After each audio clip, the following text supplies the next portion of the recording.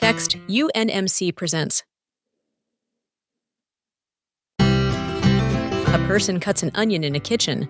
A dog watches from nearby. More vegetables and ingredients sit on a counter. A man and woman uncover a steaming pot of soup. The woman blends and seasons it. A frog-shaped clock hangs on a wall. The pot sits on a gas flame. Text: Cooking with the Rennards. Chicken soup for a cold. Doctor tested grandma approved. Part 1. The soup. Barbara Rennard, chicken soup chef, washes a raw chicken in her sink. So we got to start off by cleaning the bird, and that's pretty important. She places the chicken in a cheesecloth in a pot. And I've discovered an extra trick, which I do, because I like to be able to take the chicken out all at once when I'm done, before I grind up the vegetables. So I wrap it in cheesecloth, and that way all the bones are together, and I don't have to worry about losing little pieces. She fills the pot with water. So I've got it in this great big soup pot, and I'm just going to fill it and cover it completely with water. She adds seasoning to the pot. Just about out. I don't know this. Just to get my new one out.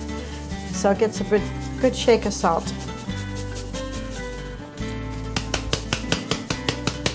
She cuts onions.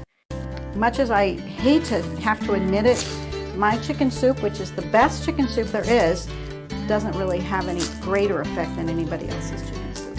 So chicken soup is good no matter what you do. She adds the onions and peels potatoes.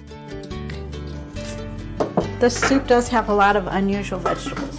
It has sweet potato and parsnips and turnips. For me, chicken soup is comfort food, and I guess different people have different foods that they consider comfort food, but in our family, it would be mostly chicken soup. She peels turnips and carrots and adds them to the pot. She covers the pot.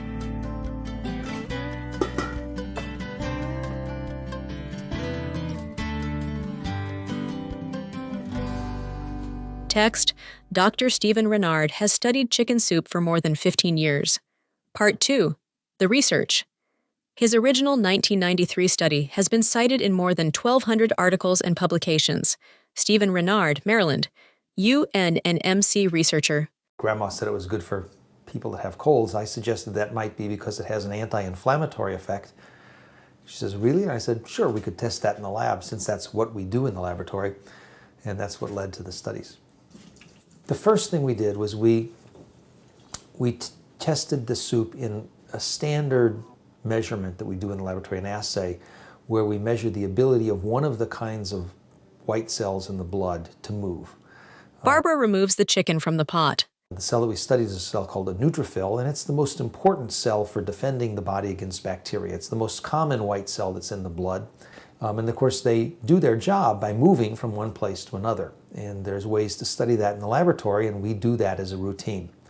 What we showed was that Grandma's chicken soup had some very modest, but clearly measurable, ability to reduce the ability of those cells to move, which you could interpret as a kind of an anti-inflammatory activity. If it resulted in fewer cells, for example, in your throat when you got a virus, you could speculate that that could lead to less symptoms. Stephen mashes vegetables. It's really a great thing to do with your family. So when my kids are in town, it's an easy recipe to do with another person in the kitchen. This is what I do. Barbara blends the soup pot.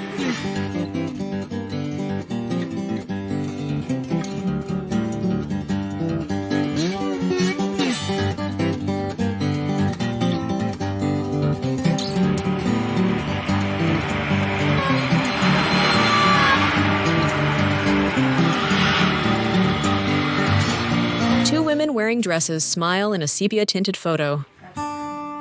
This is my grandmother, and this is her mother, Anna. Trivial Pursuit has a question about Dr. Rennard, and the question is, what food in a Dr. Stephen Rennard study eased symptoms of the common cold by slowing the movement of white blood cells? The recipe is published in this great book of recipes called the Great Food Almanac. And so it says why it works in scientific terms. Chicken soup inhibits neutrophil chemotaxis. So that was very exciting, and it has my name, Barbara O. Rennard and Associates, University of Nebraska Medical Center. I did not do the research on this, but I think my husband really wishes that I had, because that would take a little of the pressure off of him. Barbara serves the soup in bowls. I mean, one of the things that is interesting is that there's little doubt that 100 years from now, probably everything else that I've done will be forgotten because it'll be irrelevant and out of date. But the chicken soup paper probably will still be cited. I'm speculating. They smile. Text: Grandma's chicken soup recipe. 1 5 to 6 pound stewing hen or baking chicken. 1 package of chicken wings. 3 large onions. 1 large sweet potato. 3 parsnips. 2 turnips. 11 to 12 large carrots. 5 to 6 celery stems. 1 bunch of parsley. Salt and pepper to taste. Clean the chicken, put it in a large pot, and cover it with cold water. Bring the water to boil. Add the chicken wings, onions, sweet potato, parsnips, turnips, and carrots. Boil 1 1/2 hours. Remove fat from the surface as it accumulates. Add the parsley and celery. Cook the mixture about 45 minutes longer. Remove the chicken, as it is not used further for the soup. The meat makes excellent chicken parmesan. Use a hand blender to puree vegetables, or put the vegetables in a food processor until they are chopped fine. Or if you are feeling old-fashioned, pass the vegetables through a strainer. Salt and pepper to taste. Enjoy! Note: this soup freezes well. Produced by Andrew E. Nelson.